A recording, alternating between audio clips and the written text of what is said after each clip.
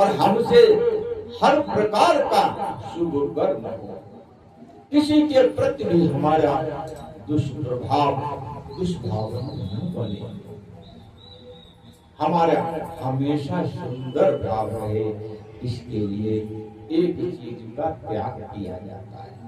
3 चीजें होती हैं, ध्यान दीजिए।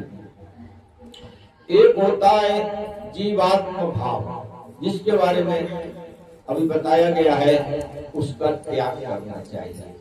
जब भी कभी मन में आए कि भाई इसकी संपत्ति हमको मिल जाए, हमें कमाना न पड़े, तुरंत उन विचारों को खत्म कर दो।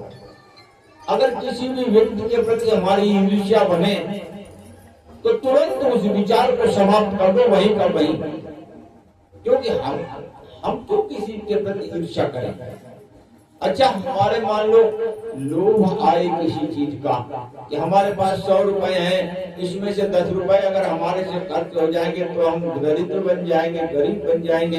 ये लोभ की समाप्त तुरंत कर दो।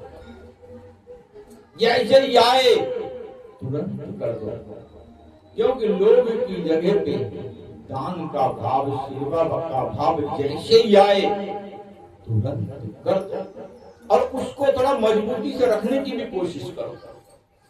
सेवा भाव आए, भगवत प्रेम आए, और सतगुरुदेव भगवान के चरणों में प्रेम हो, या कोई संत महात्माओं के प्रति हमारा उदार भाव हो, ऐसे भावों को तुरंत हृदय में रखो और उसको मजबूती से पकड़ने की कोशिश करो।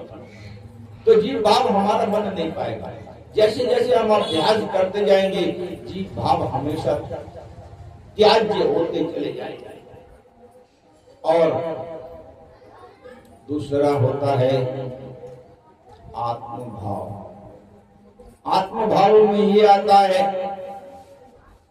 कि जब हम इस संसार के हैं नहीं, उस दिनों तक शरीर है, ये जब शरीर छूटेगा तब हम क्या होंगे और कहाँ जाएंगे।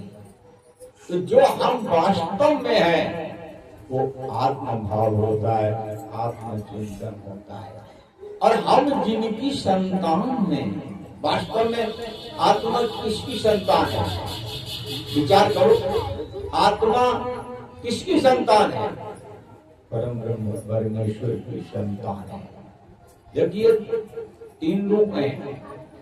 एक जीवात्म भाव है जिसको त्यागना चाहिए, एक आत्म भाव है जिसको मजबूती दृढ़ता से पकड़ना चाहिए।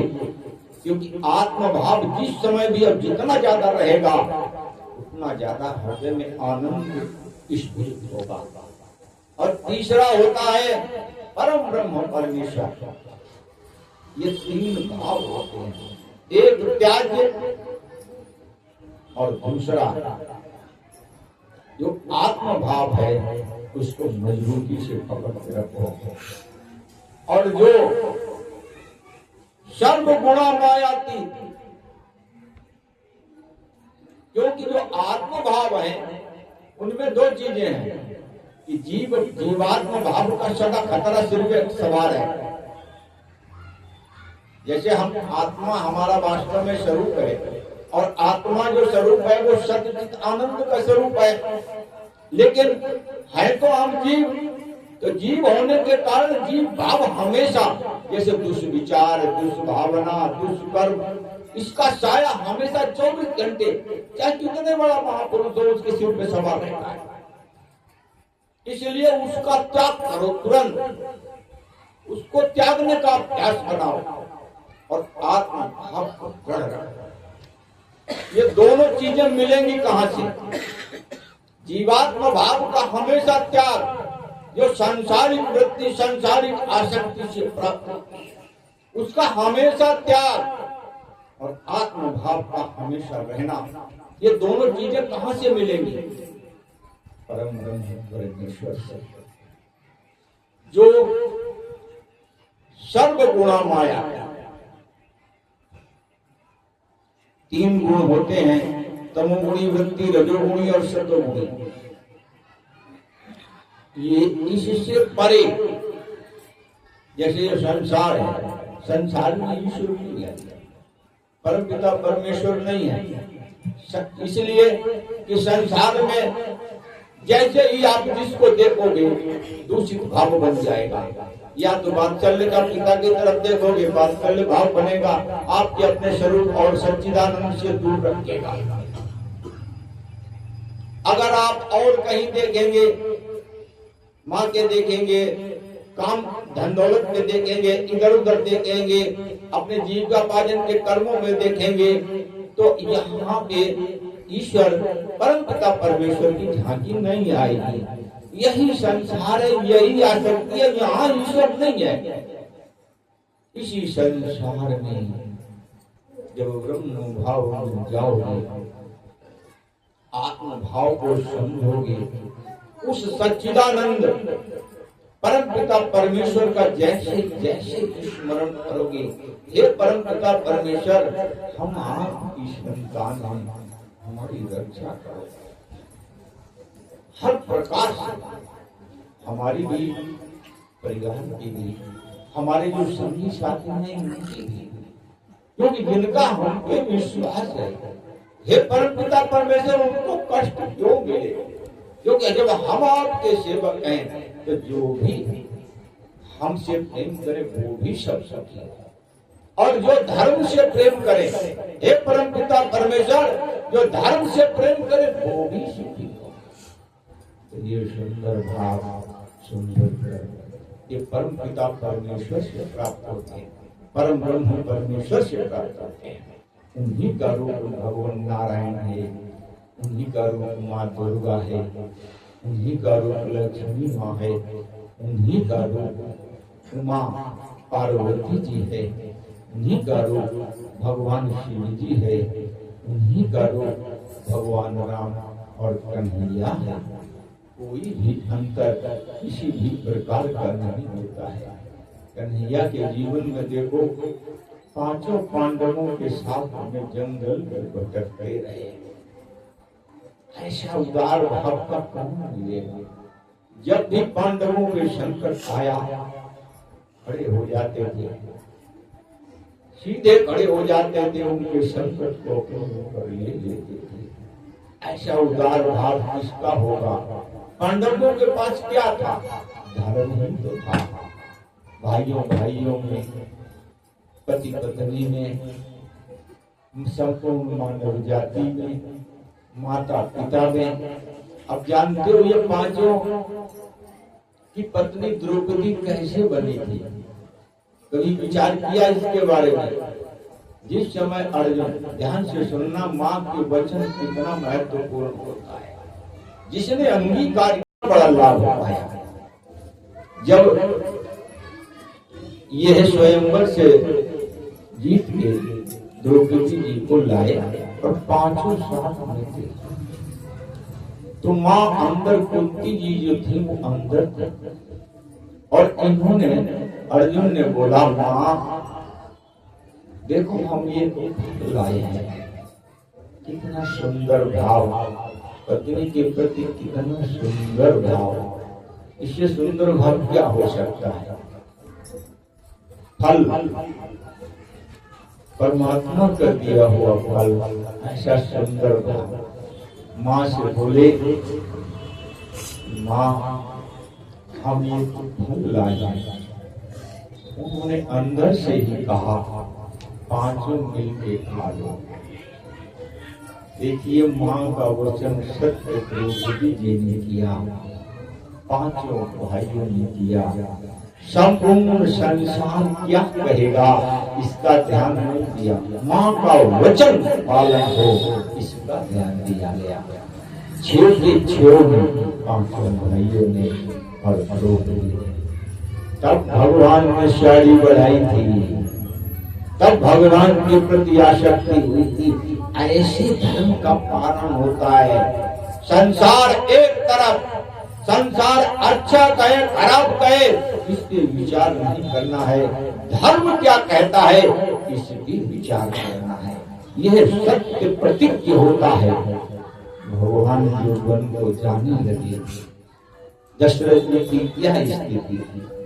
कैकेयी की कितनी बड़ी दुष्ट बड़ी बात है, माँ कौशल्या जी का कितना बड़ा प्रेम था, लेकिन भगवान ने तो सबका त्याग किया, क्योंकि सत्य प्रतिज्ञा पिताजी का वचन, चाहे हमें कितना भी बड़ा कष्ट मिले, मैं पिताजी के वचन को सत्य करूंगा। ये भगवान का वचन था। माँ जानकी जी ने कहा क्या निश्चय था, जो पिताजी के वचनों को सत्य करने वाला हमारा पति इतना धर्म परायण है, मैं उसको संकट में कैसे छोड़ दूंगी, मैं तो जाऊंगी, और अगर नहीं भी ले जाएंगे तो उनके वियोग में शरीर को छोड़ दूंगी। ऐसा निश्चय होता है तब धर्म की रक्षा होती है, हृदय में भी तभी धर्म स्थित रहेगा, और घर में भी तुम्हारे धर्म जब ही रहेगा। तुम धर्म की जब से रक्षा करोगे कि चाहे संसार एक तरफ हो, लेकिन मैं तो धर्म रूपी कार्य नहीं करूंगा।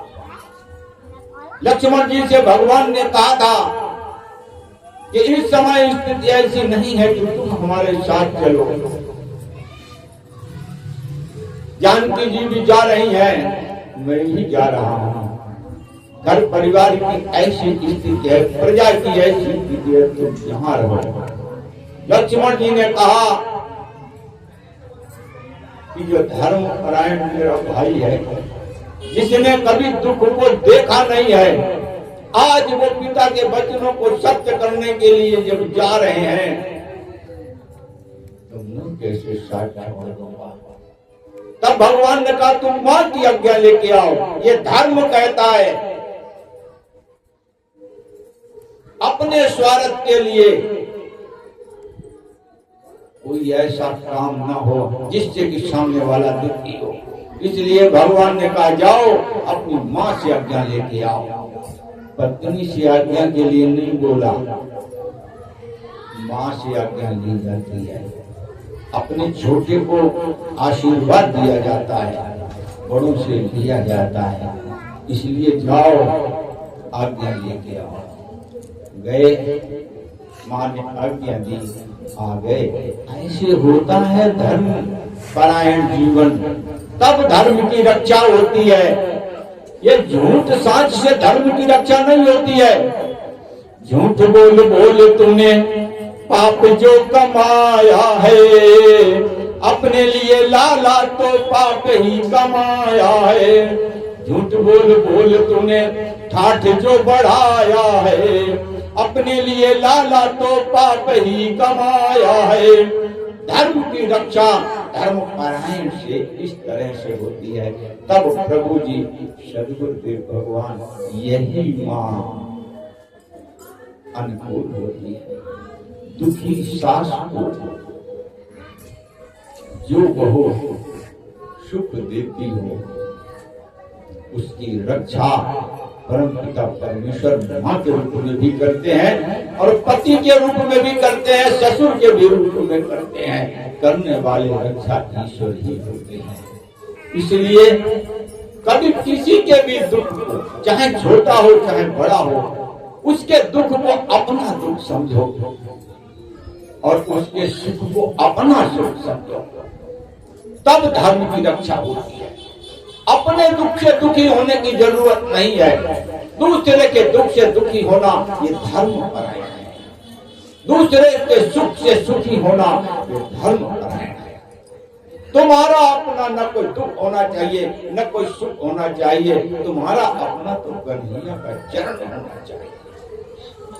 तब धर्म की रक्षा होती है, तब धर्म परायण जीवन होता है।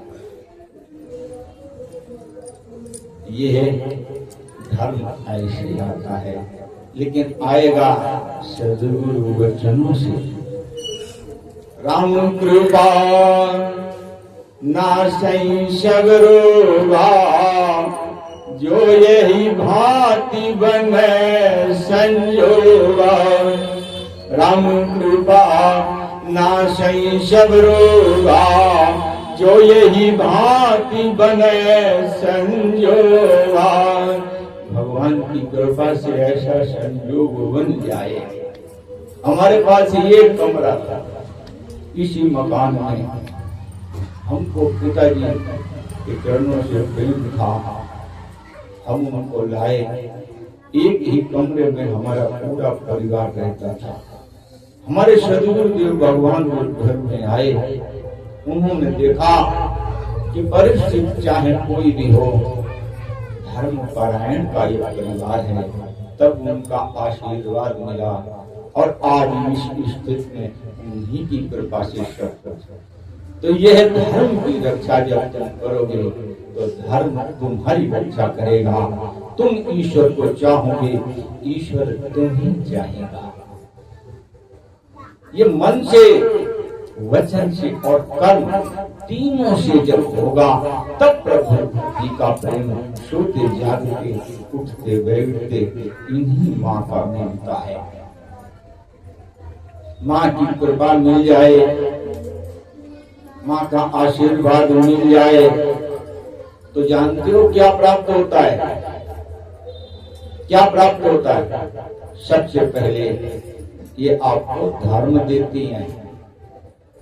धर्म का मतलब ये होता है कि तुम्हारे हृदय में शुभ विचार, शुभ भावनाएं हमेशा रहे। सबसे पहले तुमको ये दिया जाता है, फिर धन की कमी नहीं रहती है, फिर यश वैभव सब आता जाता है। जिस रास्ते से सुख मिलता हो, माँ वो रास्ता प्रदान करती है। ये है माँ के चरणों से प्रेम होना और धर्म परायण जीवन जीना, तब कृपा मिलती है। आप किसी के भी भक्त के जीवन में देख लो, किसी भी के भी जीवन में देख लो, जो धर्म के परायण अपने जीवन को जिसने चलाया, भगवान की कृपा उसी को प्राप्त हुई। तो क्यों न हम भगवान के चरणों में रह करके धर्म के मार्ग पर चले, जहाँ पे सुख का ही आधार होता है। इसलिए खूब समझ लेना, खूब जान लेना। अपने परिवार से शुरू करो, चाहे बच्चा हो उसके